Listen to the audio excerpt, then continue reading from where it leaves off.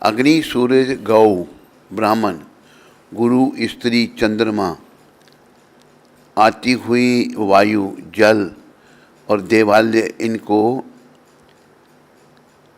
और मुख करके इनके सम्मुख मलमूत्र का त्याग नहीं करना चाहिए। जो सूर्य, अग्नि, ये बात आई है पद्म पुराण, कुर्म पुराण और स्कंद पुराण, मनुस्मृति, महाभारत, विष्णु पुराण और चरक संहिता,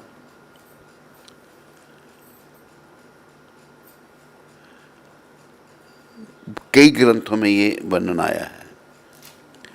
जो सूर्य, अग्नि, गौ तथा ब्राह्मणों की ओर मुंह करके पेशाब करते हैं और जो बीच व रास्ते में पेशाब करते हैं, उनकी बुद्धि तथा आयु नष्ट हो जाती है। ये वर्णन आया है मनुस्मृति में और स्कंद पुराण में और महाभारत में। जो स्त्री पुरुष सूर्य या वायु की और मुंह करके पेशाब करते हैं, उनकी गर्भ में आई हुई संतान गिर जाती है। ये महाभारत में वर्णन आया है। तो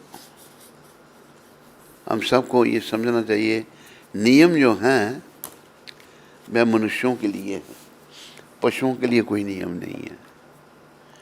मनुष्य शरीर में हमें नियमों का पालन करना ही चाहिए। ओम नमो भगवते वासुदेवाय। ओम नमो भगवते वासुदेवाय। नारायणं नमस्कृत्यं नरं चैव नरोत्तमं देवीं सरस्वतीं व्यासं ततो जयमुदीरयेत्। नष्टप्रायेषु भद्रेषु नित्यं भागवत सेवया। भगवती उत्तम श्लोके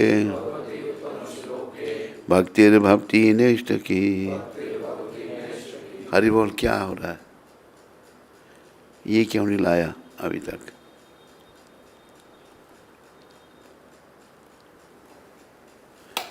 विजय के सब पीछे बोलो। विजय के साधन स्वरूप इस श्रीमद् भागवत का पाठ करने सुनने के पूर्व मनुष्य को चाहिए कि मैं श्री भगवान नारायण को, नरोत्तम नारायण ऋषि को, विद्या की देवी माता सरस्वती को तथा ग्रंथकार शिला व्यास देव को नमस्कार करें। भगवान की कक्षाओं में, भागवत की कक्षाओं में नियमित उपस्थित रहने तथा शुद्ध भक्त की सेवा करने से हृदय के सारे दुख लगभग पूर्णता विनष्ट हो जाते हैं और उन पुण्य श्लोक भगवान में अटल प्रेमा भक्ति स्थापित हो जाती है, जिनकी प्रशंसा दिव्य गीतों से की जाती है।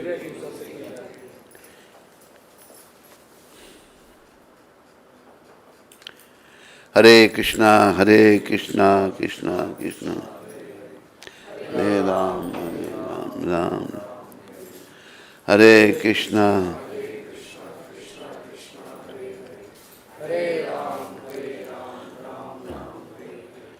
हरे कृष्णा। यही है। कहाँ तात्पर्य में कहाँ थे हम? हरे कृष्णा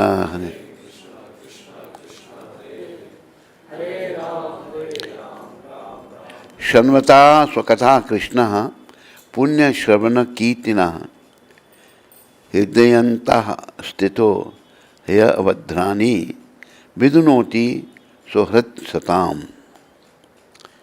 प्रत्येक हृदय में परमात्मा स्वरूप स्थित तथा सत्यनिष्ठ भक्तों के हितकारी भगवान श्री कृष्ण उस भक्त के हृदय से भौतिक भोगों की भौतिक भोग की इच्छा को हटाते हैं, जिसने उनकी कथाओं को सुनने में रुचि उत्पन्न कर ली है, क्योंकि ये कथाएं ठीक से सुनने तथा कहने पर अत्यंत पुण्यप्रद हैं।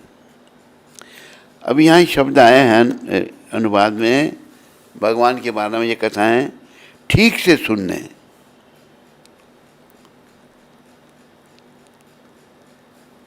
तथा कहने पर। ठीक से सुनना और कहना, कहने वाला जो है वो निष्काम होना चाहिए। कथावाचक उसको कोई भौतिक लाभ के लिए कथा नहीं करनी चाहिए। ये जो है कहने वाला शुद्ध होना, जैसे हमारे गुरु महाराज शुद्ध, इनके मुखार में से कथा सुन के दुनिया बदल गई। जो लोग दूसरे मतावलंबी थे, दूसरे धर्मों का पालन, वो भी सनातनी बन गए। ये एक शुद्ध भक्त के मुखार में थे।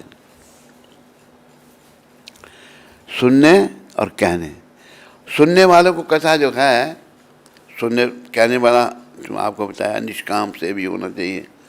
सुनने वाले को भी कोई भौतिक इच्छा के लिए कथा नहीं सुननी चाहिए, केवल अपना आध्यात्मिक उत्थान करने के लिए, केवल भगवत प्राप्ति के लिए।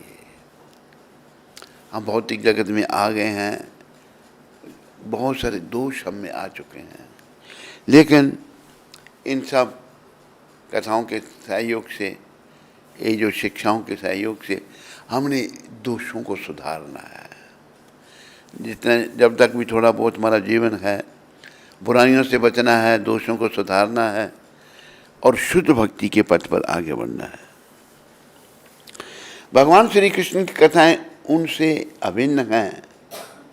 अतः जब भी अपराध रहित होकर श्री भगवान के बारे में श्रवण तथा उनका गुणगान किया जाता है, तो यह समझना चाहिए कि वहाँ पर भगवान श्री कृष्ण दिव्य शब्द के रूप में उपस्थित हैं।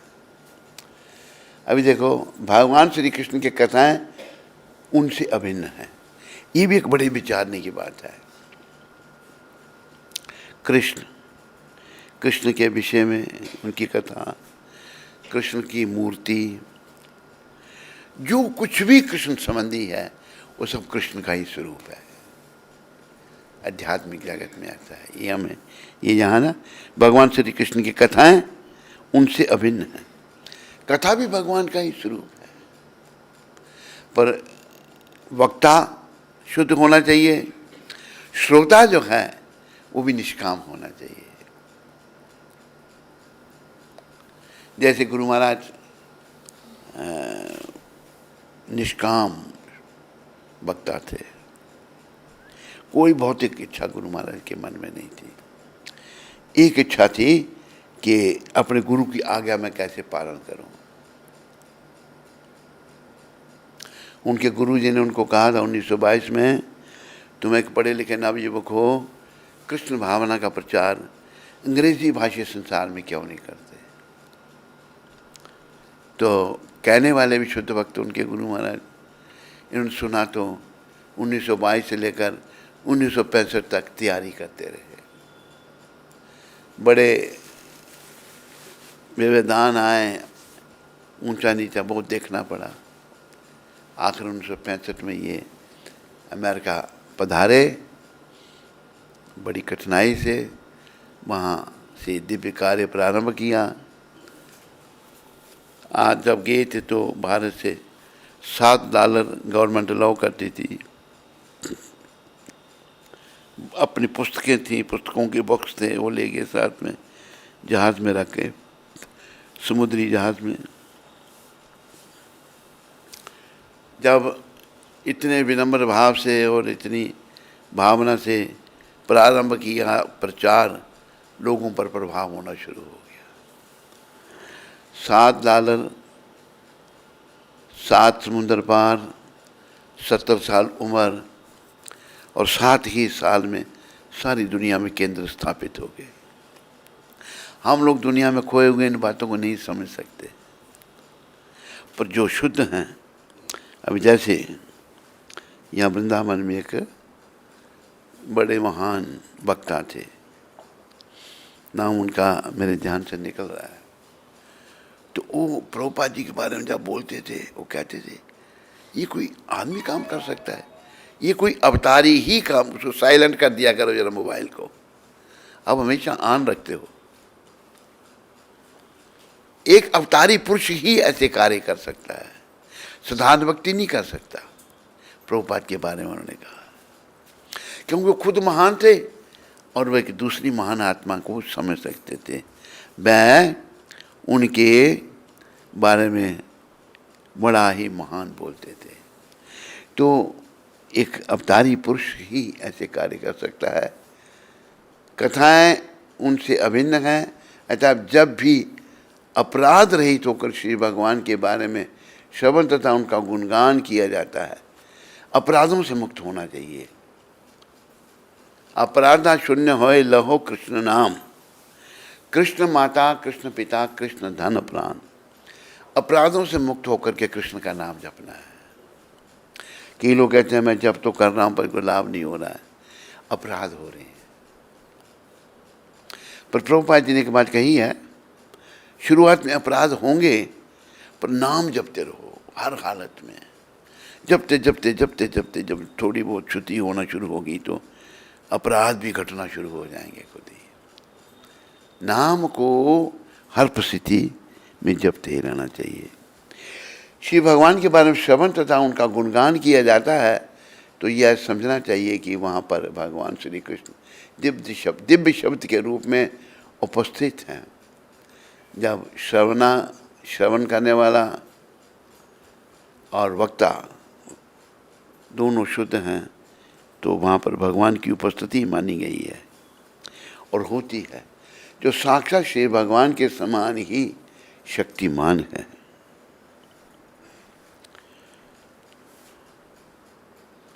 श्री चैतन्य महाप्रभु अपने शिक्षाष्टक में स्पष्ट रूप से घोषित करते हैं कि श्री भगवान के पवित्र नाम में श्री भगवान की संपूर्ण शक्तियां निहित हैं।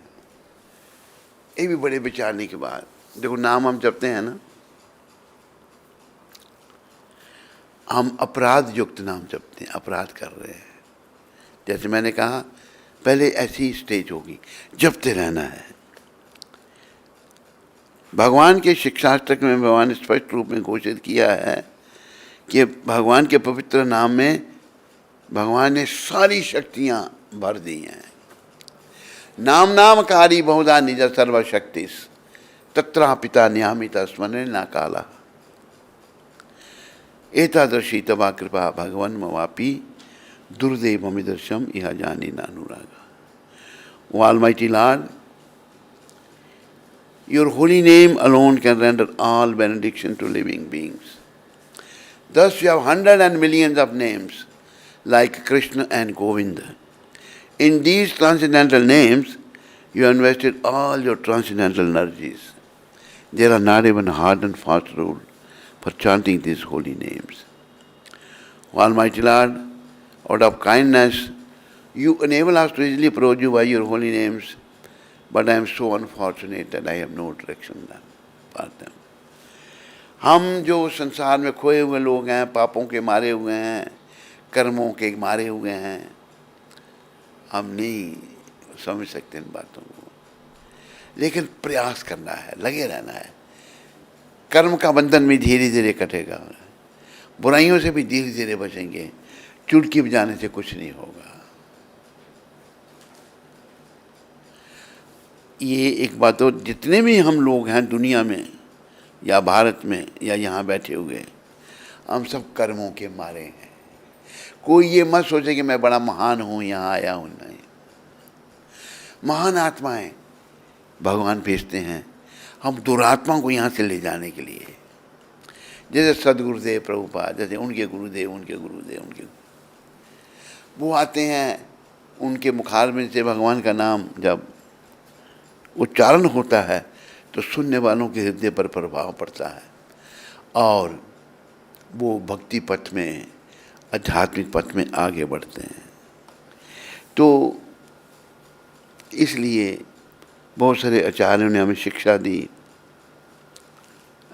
जैसे एक हमारे आचार्य हुए श्रील कृष्णदास कबीराज।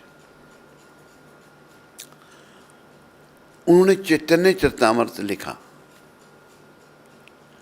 चैतन्य चरितामृत में वो क्या लिख रहे हैं, मैं जिगाई मिदाई से भी पतित हूँ। जिगाई मिदाई का वर्णन भी आप लोगों ने सुना है कई बार। बड़े पतित थे वो, कहते उनसे भी ज़्यादा पतित हूँ। फिर वो कहते हैं गंदगी में पड़ा हुआ जो कीड़ा है उससे भी मैं नीच हूँ। एक महान आत्मा ऐसा कह रही है, क्योंकि ये बीमारी है, एकदम हम में अहंकार आ जाता है, हमें दोष आ जाता है और हम सच्चाई को भूल जाते हैं। हम अहंकार से ओतप्रोत हो जाते हैं, अहंकार आ जाता है हमें। तो ये महान आत्मा हमें शिक्षा दे रही है।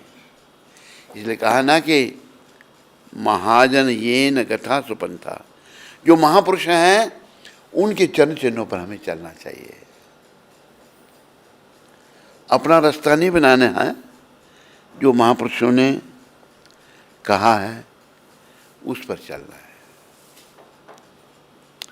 तो इस समय के महापुरुष जो आप सब ने सुने, हमने देखे, सारी दुनिया पर जिनका प्रभाव, वो भक्तिवेदांत स्वामी महाराज प्रभुपाद हैं। इन्होंने जो शिक्षा दी है, इन्होंने जो ग्रंथ लिखे हैं, उन्हें हमें पढ़ना चाहिए, इनके प्रवचन सुनने चाहिए और उसके अनुसार चलना चाहिए।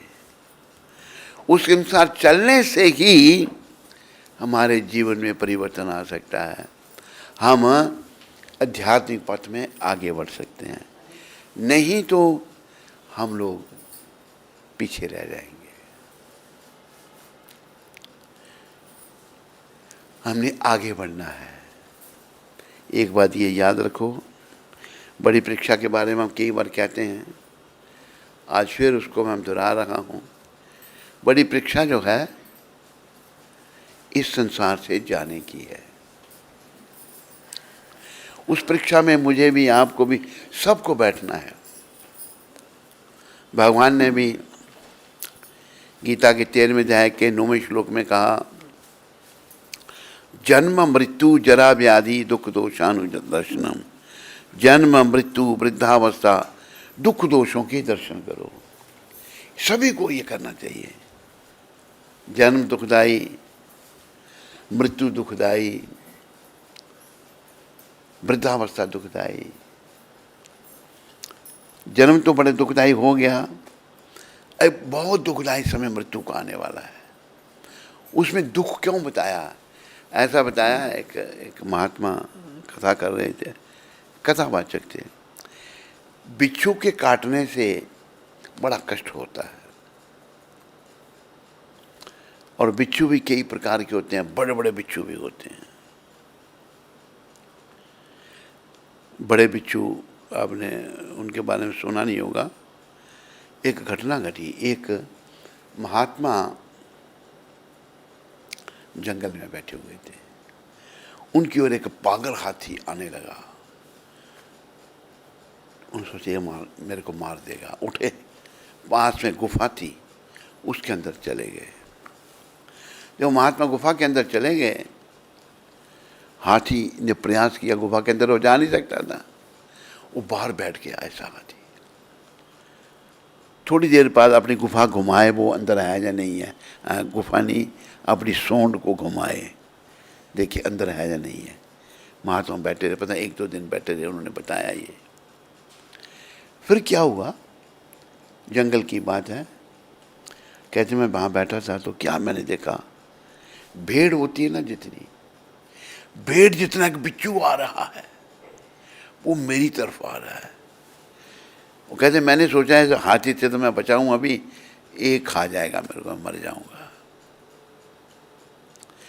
और बिच्छू गुफा की तरफ ही आ रहा है। इतनी देर में क्या हुआ, हाथी थोड़ी देर में हाथ घुमाता था कि अंदर वो है या नहीं है देखने के लिए। हाथी ने अपनी सूंड जब घुमाई तो उस बिच्छू को जाल लगी, टच की तो बिच्छू ने डंक मारा, उसको मारते हाथी लेट गया, मर गया। 1 मिनट नहीं लगा और बिच्छू चला गया। भेड़ जितना बिच्छू, जितनी भेड़ होती है। अभी क्या होगा, मर गया, गुफा के आगे मर गया, बाहर कैसे निकले? वो जगह नहीं, थोड़ी सी ऊपर जगह थी तो वो ऊपर की ओर उन्होंने हाथ ऊपर रखे। उस बिच्छू का जहर ऐसा था कि हाथ गल गया, हाथ ही सारा, हाथ अंदर धंस गए। पाँव रखे, पाँव भी अंदर धंस गए, और यहाँ तक हाथ और पाँव उनके सफ़ेद हो गए। पकड़ के बाहर आए। फिर जब वो तपस्या से बाहर आए, किसी ने पूछा हमारा ये हाथ पाँव सफ़ेद क्यों हैं? फिर उन्होंने ये बात सारी बताई थी, ऐसे ऐसे जंगल में ये घटना घटी, इस प्रकार का मैंने बिच्छू देखा था। तो कहते हैं ऐसे बड़े बड़े बिच्छू जो हैं, एक बिच्छू के काटने से जीव को बड़ा कष्ट होता है, बड़ी कष्ट होता है। 100 बिच्छू काटे एक साथ, इतना कष्ट मरते समय होता है। ये ध्यान रखना है हमको। क्यों? क्योंकि हम लोग मोहग्रस्त हैं, मोह माया में फंसे हुए हैं। काम, क्रोध, मोह, लोभ, अहंकार, मद, मत्सर, ईर्ष्या, ये सारी बीमारियां काम से शुरू होती हैं, याद रखो।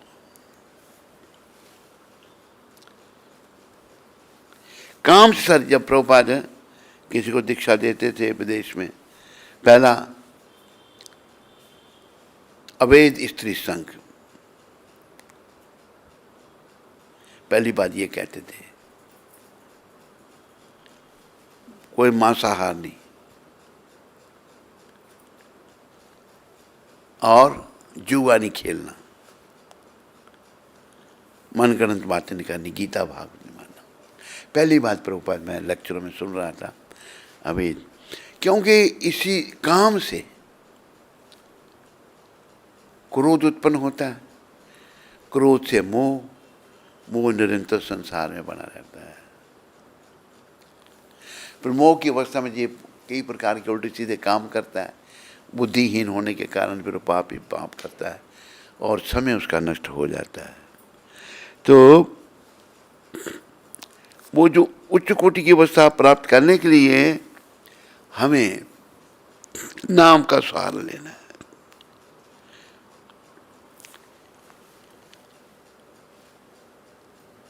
संपूर्ण शक्तियां निहित हैं, भगवान ने अपने नामों में सारी शक्तियां बनी हैं, और उन्होंने अपने असंख्य नामों को वही शक्ति प्रदान की है।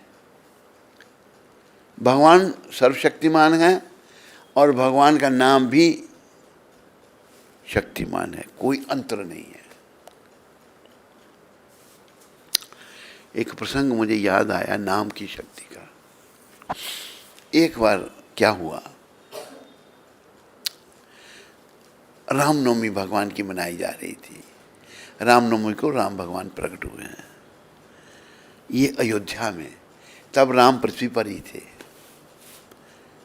राम भगवान बैठे हैं राज सिंहासन पर, बहुत सारे राजा महाराजा आ चुके हैं, बहुत सारे ऋषि मुनि आ चुके हैं और बहुत सारे आ रहे हैं भगवान की वर्षगांठ जन्मोत्सव में भाग लेने के लिए। तो एक राजा महेंद्र वर्णन आता है, महेंद्र नाम का एक राजा आया, उसने भगवान को प्रणाम किया, उनको मुबारकबाद दी, बधाई दी जन्मदिन की। फिर वो जो ऋषि समाज बैठा हुआ था, राजा उनको प्रणाम करते करते आगे बढ़े। आगे जब गए तो नारद जी थे, नारद जी को प्रणाम किया। नारद जी ने कहा ये आगे विश्वामित्र बैठा हुआ है, इसको प्रणाम नहीं करना। उन्हें नारद जी तो बड़े महान हैं, सुन ली उन्होंने। आगे प्रणाम करते करते एक व्यक्ति पहले जो बैठा था विश्वामित्र, उसको किया। विश्वामित्र जी को छोड़कर फिर उसके बाद के को प्रणाम। विश्वामित्र जी को क्रोध आ गया, खड़े हो राम। राम भगवान कहते हैं ऋषिवर क्या बात, देखो इस राजा ने मेरा अपमान किया है,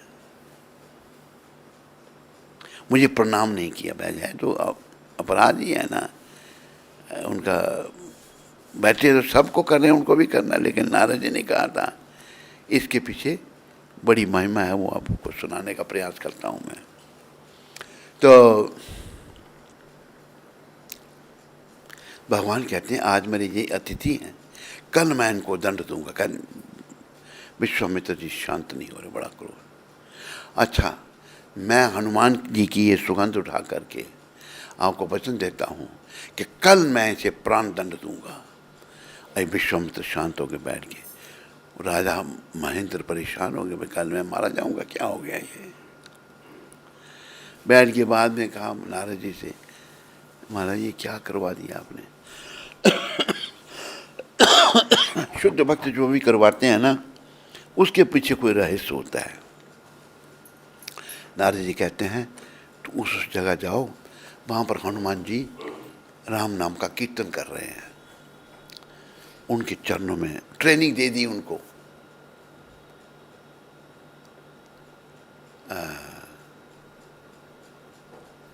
महेंद्र राजा को नारद जी ने बताना कुछ नहीं, कहने महाराज मेरी रक्षा करो, रक्षा करो। हम अब आगे गए तो राजा महेंद्र गए तो हनुमान जी क्या कर रहे थे। श्री राम जय जय राम,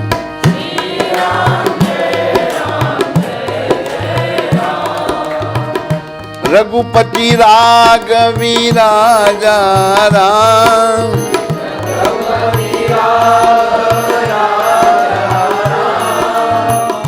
पतिता पावन सीताराम,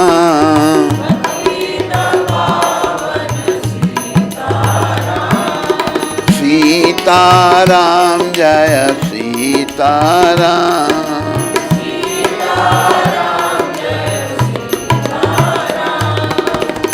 भक्तों के रखवाले राम,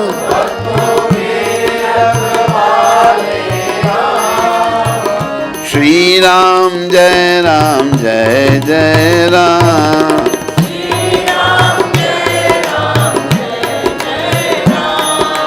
जय सिया राम जय सिया राम।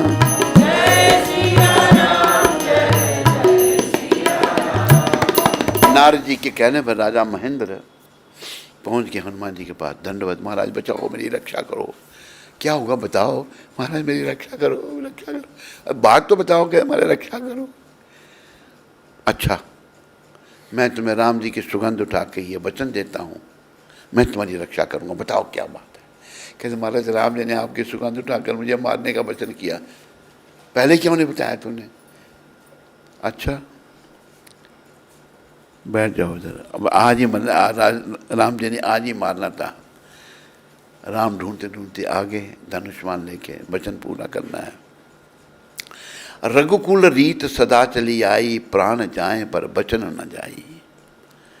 भगवान वहाँ आगे देवता लोग भी आकाश में राम और हनुमान का युद्ध देखने के लिए इकट्ठे हो गए। विश्वामित्र जी पहुंच सब। अभी क्या राम भगवान ने धनुष पर बाण संधान कर दिया, छोड़ दिया महेंद्र को मारने के लिए, और हनुमान जी कीर्तन कर रहे हैं और महेंद्र जी उनके चरणों में बैठे हैं, पीछे बैठे हुए हैं। वो बाण हनुमान जी की गदा में गया, कोई असर नहीं। राम बाण छोड़ रहे हैं, हनुमान जी की गदा में जा रहे हैं, कोई असर नहीं। बाणों की वर्षा बढ़ती है तो वो कीर्तन बढ़ाते हैं। बड़ा एक विकट परिस्थिति खड़ी होगी, क्या किया जाए अभी।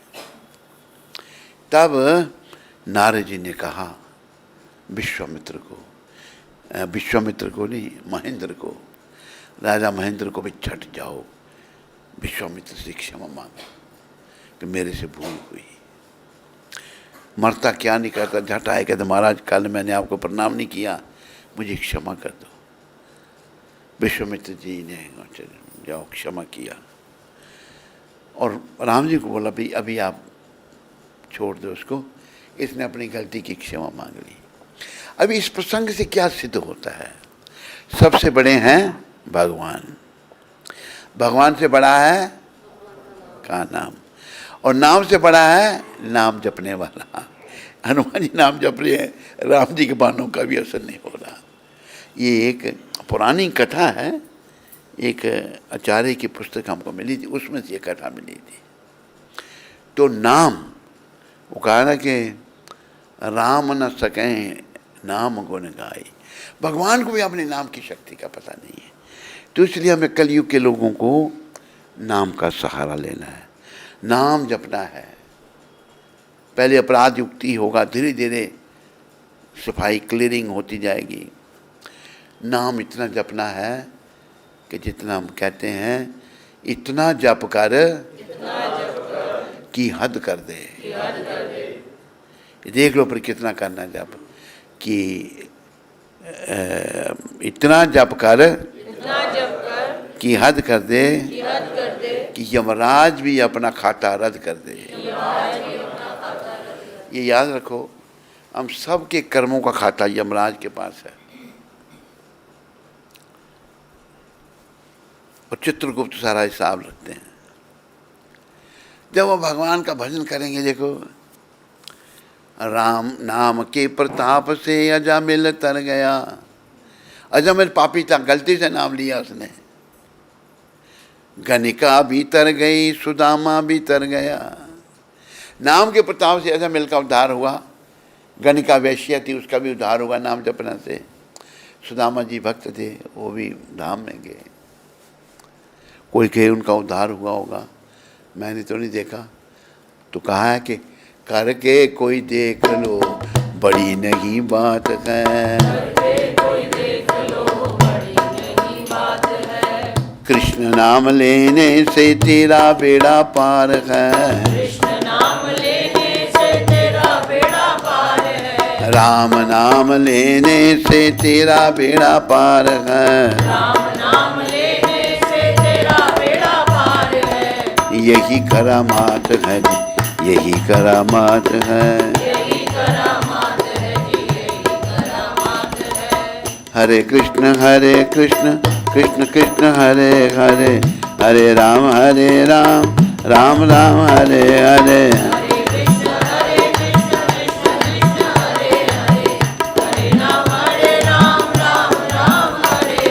हरे कृष्ण कृष्ण कृष्ण हरे हरे, हरे राम राम राम हरे हरे। हरे कृष्ण कृष्ण कृष्ण हरे हरे, हरे राम राम हरे हरे।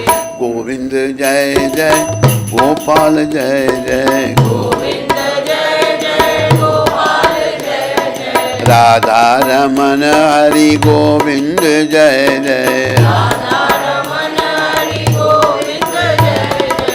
गोविंद जय जय गोपाल जय जय, गोविंद जय जय गोपाल जय जय। हरे कृष्ण कृष्ण कृष्ण हरे हरे राम राम राम हरे हरे। हरे कृष्ण कृष्ण कृष्ण हरे हरे, हरे राम राम राम हरे हरे। हमें बस नाम जपना है। पहले तो अपराध युक्त वैसे को प्रयास करना है कि अपराधों से बचें। शुरू में अपराध होते रहेंगे, क्यों आदत पड़ गई है ना बुराइयों की। जब तक नाम जपना, धीरे धीरे अपराध भी समाप्त हो जाएंगे और हम शुद्ध भाव से नाम जपेंगे। जब शुद्ध भाव से नाम जपेंगे, निष्काम भाव से, तो आध्यात्मिक प्रगति होना शुरू हो जाएगी और हमारा जीवन सफलता के पथ पर आगे बढ़ेगा। और जैसा कि आपको पता है, ये दामोदर महीना चल रहा है। आज दामोदर मास का तीसरा दिन है। तीसरे चौथे की आज पड़ी। हाँ? चौथा दिन है, तो तीसरे और चौथे की आज पड़ी जाएगी। कल गौशाला में। हाँ, कल हमारा, तू कैसे देख रहे थी करके, ऐसे देख रहा है, मेरे को पता नहीं क्या है, हैं?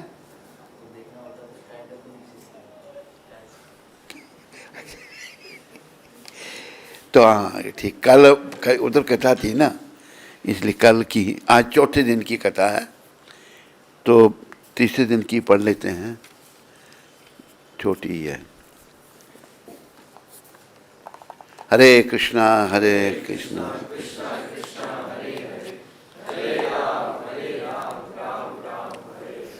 हरे कृष्ण।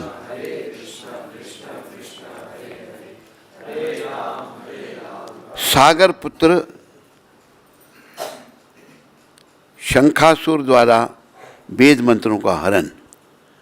सत्यभामा बोली, हे भगवान, आप तीनों कालों के जानने वाले हैं।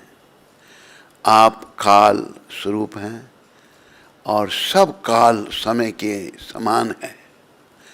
तब फिर आप कार्तिक मास को ही इतना श्रेष्ठ क्यों मानते हैं? हे देव, इस प्रकार सब तिथियों में एकादशी और सब महीनों में कार्तिक का महीना ही आपको क्यों प्रिय है? इसका कारण बताइए। श्री कृष्ण बोले, हे कांते, तुमने बड़ा अच्छा प्रश्न किया है। इस विषय में एकाग्रचित होकर राजा वेणु के पुत्र पृथु और महर्षि नारद का पूरा संवाद सुनो। जिससे पहले महाराज पृथु ने नारद से पूछा था। तब नारद जी ने कार्तिक मास की महिमा बतलाई। नारद जी बोले,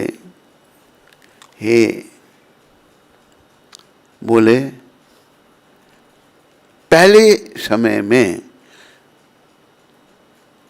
सागर का पुत्र शंखासुर नामक राक्षस त्रिलोकी को मत डालने वाला महापराक्रमी पैदा हुआ।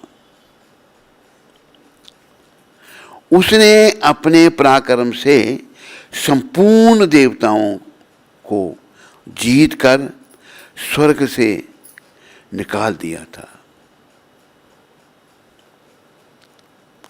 तथा इंद्र आदि संपूर्ण लोकपालों के अधिकार अपने हाथ में कर लिए। सब देवता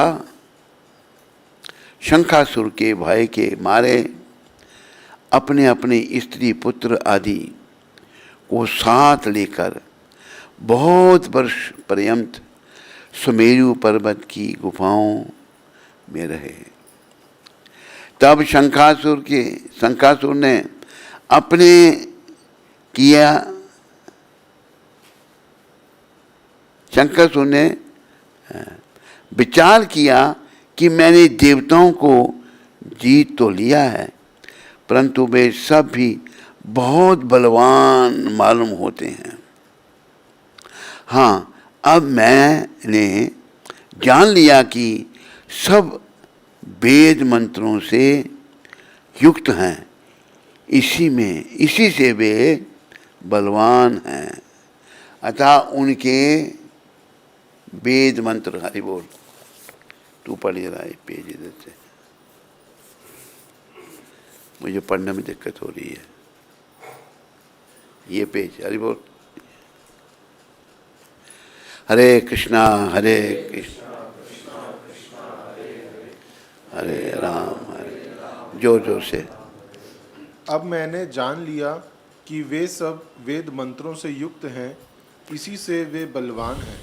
अतः उनके वेद मंत्रों का हरण कर लिया जाए तो वे सब स्वयं ही बलहीन हो जाएंगे। ऐसा सोचकर शंखासुर सत्यलोक में गया, जहाँ भगवान उस समय सोए हुए थे। उसके मन में चोरी की इच्छा थी। इस कारण जब वह वेदों को चुराने लगा, तब बीजों सहित वेद मंत्र भी उसके भय के कारण इधर उधर पानी में छिपने लगे। तब शंखासुर उन्हें खोजता हुआ समुद्र के अंदर विचरने लगा, परंतु उसे वेद मंत्र इकट्ठे नहीं मिले। उधर ब्रह्मा जी सब पूजन सामग्री लेकर सब देवताओं के साथ वैकुंठ लोक में भगवान विष्णु की शरण में गए। वहाँ भगवान को जगाने के निमित्त ब्रह्मा जी मधुर वाणी में गाने बजाने लगे और गंध धूप दीप आदि से बार बार पूजा करने लगे। उनकी पूजा से संतुष्ट होकर भगवान ने नेत्र खोले, तब सब देवताओं ने सहस्त्र सूर्य के समान कांति वाले विष्णु भगवान के दर्शन किए। पश्चात सब देवताओं ने षोडश उपचार से पूजा की, फिर साष्टांग दंडवत करके पृथ्वी पर गिर पड़े। तब तो प्रसन्न होकर भगवान उनसे कहने लगे, हे देवगणों, मैं तुम्हारे पूजन भजन कीर्तन आदि कार्यों से बहुत प्रसन्न हुआ हूँ। आप लोगों की मनोकामना मैं पूर्ण करूँगा, यही वर देता हूँ। और कहा, अश्विन शुक्ल पक्ष की एकादशी से लेकर देव उठावनी एकादशी तक जो भी मनुष्य ब्रह्म मुहूर्त में प्रातः काल तुम्हारी तरह मेरा भजन और कीर्तन तथा पूजन करेंगे, वे सब मुझे प्यारे होंगे और मुझे प्राप्त होंगे। पाद्य अर्घ्य आचमनीय आदि जो सामग्री एवं पूजा का सामान तुम मेरे निमित्त लाए हो, वह अत्यंत गुणकारी होकर तुम्हारे लिए उत्तम फलदायक होंगे। तुम्हारे यहाँ आने की हमको सब बातें ज्ञात हो गई हैं। शंखासुर जिन वेदों को हर कर ले गया है, वे सब और शंखासुर अभी जल में ही स्थिर है, इसलिए मैं शंखासुर को मारकर वेदों को ले आऊँगा। अब से लेकर बीज मंत्र समेत सब वेद प्रतिवर्ष कार्तिक के महीने में सदा जल में निवास करेंगे। मैं आज से मत्स्य रूप धारण कर जल में रहूँगा। तुम लोग भी सब मुनियों के साथ लेकर मेरे साथ आइए। इन दिनों में इस लोक में जो मनुष्य प्रातः काल स्नान करेंगे, वे निश्चय यज्ञांत स्नान के फल को प्राप्त होंगे। अतः हे देवराज इंद्र, जो लोग कार्तिक मास के नियम पालन करते हैं, उनको तुम मेरे लोक में पहुंचा दिया करो और उनकी सब आपत्ति तथा विघ्नों से रक्षा करते रहना। हे वरुण, तुम उनको पुत्र पौत्र आदि देते रहो। हे धनपति कुबेर, तुम उनकी धन धान्य से वृद्धि करते रहना, क्योंकि कार्तिक का व्रत करने वाला जीवन से मुक्त हो जाता है और वह मेरा ही स्वरूप धारण कर लेता है। और हे अनंत देवताओं, जो जन्म से मरण तक इस उत्तम व्रत का नियम पालन करता है, वह तुम्हारा भी पूज्य है। तुम लोगों ने मुझे एकादशी के दिन जगाया है, इसलिए यह तिथि परम पवित्र है और सदा मनाने योग्य है। यह तिथि मेरे लिए परम प्यारी है। हे देवगणों, विधि पूर्वक किए गए ये दोनों व्रत प्रत्येक प्राणी को मेरे ही समीप पहुंचा देते हैं। इनके समान न कोई तीर्थ है, न कोई दान है और न कोई व्रत है जो स्वर्ग दे सके। चौथा अध्याय, मत्स्य रूप भगवान द्वारा शंखासुर वध एवं प्रयाग महिमा। नारद जी बोले, इस प्रकार कहकर विष्णु भगवान मछली के रूप को धारण करके विंध्याचल वासी कश्यप ऋषि की अंजलि में पहुंच गए। तब कश्यप ऋषि ने उस मछली रूपधारी भगवान पर दया करके अपने कमंडल में डाल लिया। जब वह उस कमंडल में न समाई, तब कुएं में डाल दिया। कुएं में भी वह न समाई, तब तालाब में डाल दिया, और जब तालाब में भी न समाई, तब समुद्र में डाल दिया। तब वहाँ मत्स्य रूपधारी भगवान ने शंखासुर को मार दिया और उसे अपने हाथ में दबाकर बद्री वन को चले गए। वहाँ सब ऋषियों को बुलाकर भगवान बोले कि जल के भीतर वेद मंत्र बिखरे पड़े हैं, तुम उन्हें जाकर ढूंढो और बहुत शीघ्रता पूर्वक रहस्यों समेत वेदों को जल में से निकाल कर मेरे पास ले आओ। तब तक मैं देवताओं समेत प्रयाग में निवास करूँगा। नारद जी बोले, तब तपोबली उन ऋषि मुनियों ने अपने तपोबल से बीज और यज्ञ मंत्रों सहित वेदों को निकाल लिया। उन ऋषियों में से जितना भाग जिसने निकाला, उस भाग का वही अधिकारी हुआ और उसी ऋषि के नाम से प्रसिद्ध हुआ। पश्चात सब मुनि मिलकर उन खोजे हुए वेदों को साथ लेकर प्रयागराज को गए और प्राप्त हुए वेद ब्रह्मा के साथ भगवान विष्णु के अर्पण कर दिए। संपूर्ण वेदों को पाकर ब्रह्मा जी ने प्रसन्नतापूर्वक सब ऋषियों सहित अश्वमेघ यज्ञ किया। यज्ञ के पूर्ण होने पर देवता, गंधर्व, यक्ष, पन्नग, गुहयक आदि सब पृथ्वी पर दंडवत प्रणाम करके भगवान विष्णु की प्रार्थना करने लगे। देवता बोले, हे देवाधिदेव, हमारी प्रार्थना सुनिए। यह समय हमारी प्रसन्नता एवं आनंद का है, इससे आप हमको वरदान दीजिए। हे रमापते, इस समय ब्रह्मा जी ने इस स्थान पर नष्ट हुए वेदों को फिर से पाया है और हमने आपकी प्रसन्नता के कारण यज्ञ के भाग प्राप्त किए हैं। इसलिए हे भगवान, आपके प्रसाद के कारण यह स्थान प्रयाग पृथ्वी में अत्यंत श्रेष्ठ और पुण्यों का देने वाला हो तथा यहाँ की महिमा भी ब्रह्म हत्या आदि पापों को दूर कर अक्षय फल को देने वाली हो, यह वरदान हमको दीजिए। श्री विष्णु भगवान बोले, हे देवताओं, जो कुछ तुमने कहा है वह मुझे बड़ा प्रिय लगा है। मैं तुमको वर देता हूँ, ऐसा ही होगा। यह स्थान ब्रह्म क्षेत्र नाम से प्रसिद्ध होगा। सूर्यवंशी राजा भगीरथ यहाँ गंगा जी को लाएंगे और इसी जगह पर सूर्य की पुत्री यमुना जी से संगम होगा। ब्रह्मा आदि तुम सब देवता मेरे साथ यही निवास करो। यह स्थान तीर्थराज प्रयाग के नाम से प्रसिद्ध होगा। जो लोग यहाँ दान, तप, व्रत, होम, पूजा आदि कर्म करेंगे वे अनंत फलदायक तथा मेरे पास पहुँचाने वाले होंगे। जन्म जन्मांतरों में किए गए ब्रह्म हत्या आदि के पाप का भी इस तीर्थ के दर्शन मात्र से नष्ट हो जाएंगे। जो मनुष्य मेरे समीप इस स्थान पर शरीर त्याग करेंगे वे मोक्ष को प्राप्त होंगे।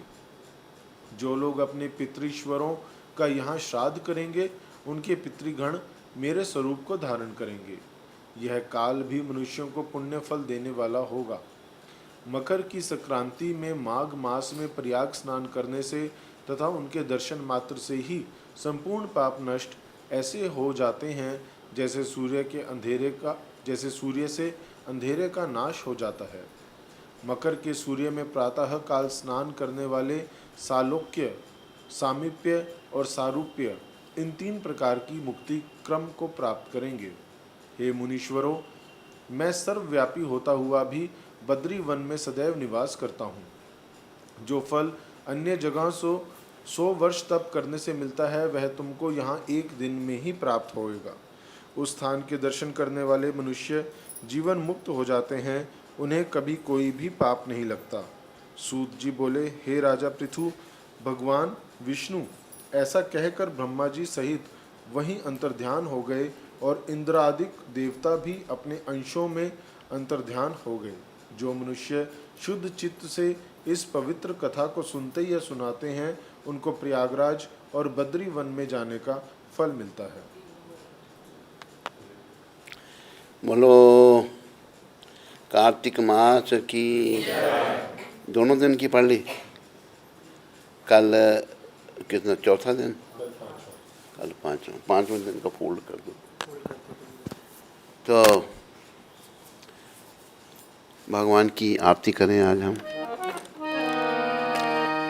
हे गिरधर तेरी आरती गाऊं,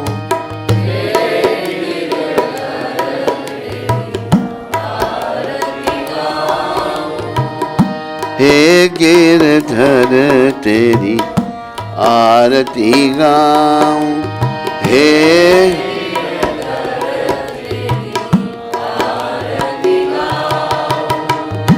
मोर मुकुट तेरे शीश पे सोहे,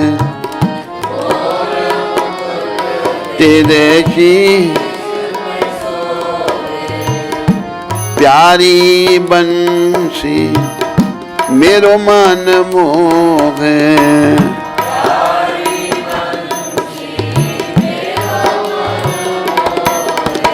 देख छवि बलि हारी मैं जाऊं,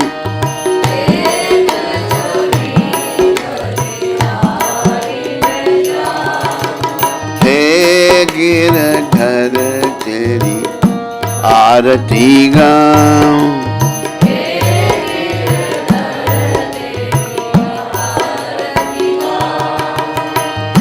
चरणों से निकली है गंगा प्यारी,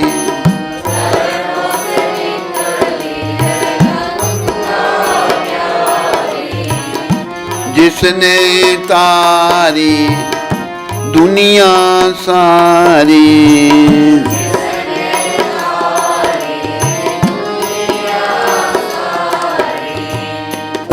चरणों में शीश झुकाऊं।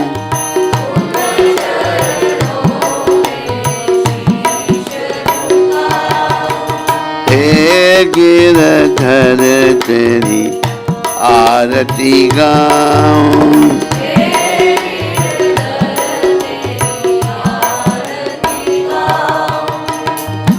संग सोहे वृषभानु दुलारी।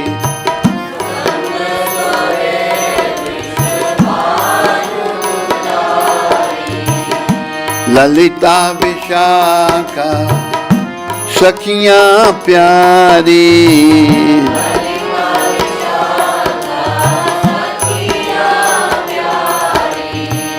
युगल छवि के दर्शन पाऊं।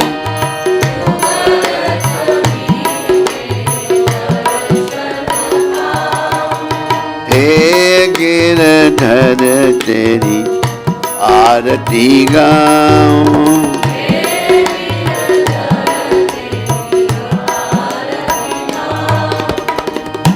व्यासदास के नाथ आप हो। व्यास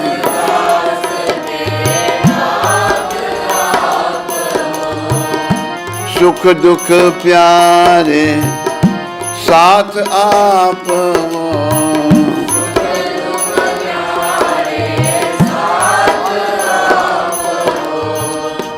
वास सदा वृंदावन पाऊं। वास सदा हे गिरधर तेरी आरती गाऊं।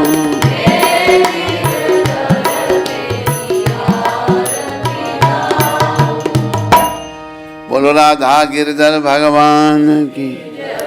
बोलो मोर मुकुट बंसी वाले की। बोलो कृष्ण कन्हैया लाल की।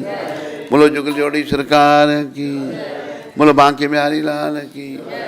बोलो ललिता विशाखा राधा श्याम सुंदर की। बोलो कृष्ण बलराम की। निताय गौर प्रेमानंदी। सब भक्तों की जय जयकार। गुरु और गौरांग की जय जयकार। हरे कृष्णा। आज 19 तारीख है और प्रभुपाद का शिक्षा अमृत 20 है। आज 20 है।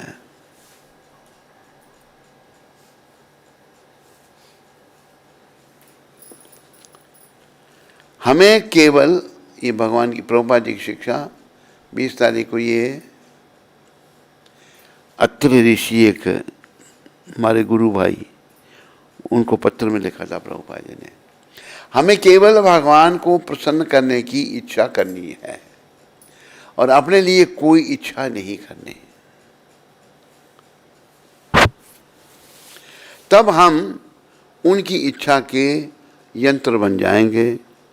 यह कृष्ण भावना का महत्वपूर्ण सार है। आज की शिक्षा में प्रभुपाद जी ने कहा है कि हमें केवल भगवान को प्रसन्न करने की इच्छा, कोई इच्छा नहीं करनी है। अन्नाभिलाषता शून्यम। अपने लिए कोई इच्छा नहीं करनी। हम इच्छाओं से भरे पड़े हैं, पर अपने लिए इच्छाओं का हमने त्याग करना है। कुछ नहीं चाहिए मेरे को। जैसे कि शब्द कहते हैं कि हमें लाख ना करोड़ ना हजार चाहिए। हमें लाख हमें श्याम जी हमें कृष्ण जी तुम्हारा बस प्यार चाहिए। हमें श्याम जी हमें कृष्ण जी। ये प्रभु लाख करोड़ हजार कुछ नहीं चाहिए, मुझे आपका प्यार चाहिए। वो प्यार ही भगवान से मिलाने वाला है। अभी प्यार हमारा पट गया है पुरुष का स्त्री में, स्त्री का पुरुष में, बच्चों में, नश्वर वस्तुओं में। ये सब नश्वर हैं। नश्वर वस्तुओं से प्यार करना छोड़ो, प्रयास करो, क्योंकि एक दिन हम छोड़ेंगे कि नहीं, इनसे ही प्यार करते रहे बड़े मोहग्रस्त हो जाएंगे, यमदूत फिर जबरदस्ती करेंगे हमसे, बड़ा दुखदाई होगा। भज मन राम चरण सुखदाई, सुख प्रभु चरणों में है। राम जी के चरणों में, कृष्ण के चरणों में, संसार में कहीं सुख नहीं है। तो प्रभुपाद कहते हैं तब हम उनकी इच्छा के यंत्र बन जाएंगे, भगवान की इच्छा के यंत्र। वैसे हम सबको वही करना चाहिए जो भगवान की इच्छा हो। हम दूषित हैं, दोषों से भरे पड़े हैं, बुराइयों से भरे पड़े हैं, हमें अपनी इच्छा के अनुसार कुछ नहीं करना, जो भगवान की इच्छा है। भगवान की इच्छा गीता में बताई है उन्होंने, मन मना भाव मत भक्तो मध्याजी मम नमस्करो मामे वेशस्य युक्तावे मत मानो परायण मत परायणा, मेरे भक्त बनो, मेरे को नमस्कार करो, मेरे परायण हो जाओ। ये भगवान की इच्छा है, हम सबको यही करना है। बोलो मोर मुकुटवंशी वाले की हरे कृष्ण। कोई प्रश्न तो नहीं है यहाँ? तो नहीं किसी को कोई प्रश्न?